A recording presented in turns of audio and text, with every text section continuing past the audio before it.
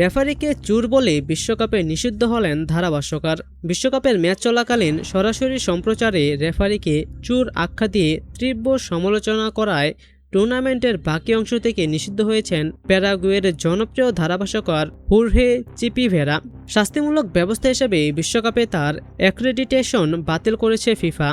ঘটনাটি ঘটে তুরস্কের বিপক্ষে প্যারাগুয়ের গ্রুপ ডি এর ম্যাচে। ওই ম্যাচে মাতিয়াস গালারসার গোলে 1-0 ব্যবধানে জয় পায় প্যারাগুয়ে।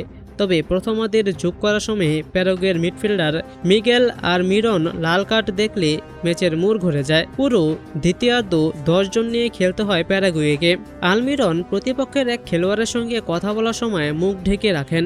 বিশ্বকাপের আগে চালু হওয়া ফিফার নতুন নিয়ম অনুযায়ী এ ধরনের আচরণ শাস্তিযোগ্য হওয়ায় রেফারি ইভান তাকে সরাসরি লাল কার্ড দেখান। সুপ্রিয় দর্শক, চলুন জেনে আসি বিস্তারিত।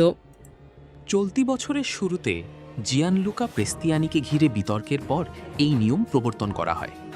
প্রেস্তিয়ানির বিরুদ্ধে ফেব্রুয়ারিতে রিয়াল মাদ্রিদ ও বেনফিকার মধ্যকার চ্যাম্পিয়ন্স লিগ ম্যাচে ভিনিসিয়াস জুনিয়রকে বর্ণবাদী মন্তব্য করার অভিযোগ ওঠে।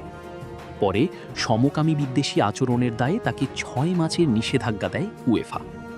এই সিদ্ধান্তে ক্ষুব্ধ হয়ে প্যারাগুয়ের এবিসি নেটওয়ার্কের হয়ে ধারাভাষ্য দেওয়া ভেরা সরাসরি সম্প্রচারে রেফারি ও ফিফা নেতৃত্বের বিরুদ্ধে কঠোর ভাষায় মন্তব্য করেন।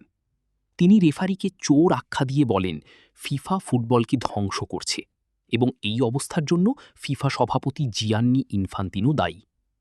হোর্হে বলেন চোর চোর বার্টন। রেফারি ইভান তিনি আরও বলেন, বিশ্বকাপে কি আমাদের এসবই দেখতে হবে? এটা ব্যাখ্যাতীত, এটা লজ্জাজনক।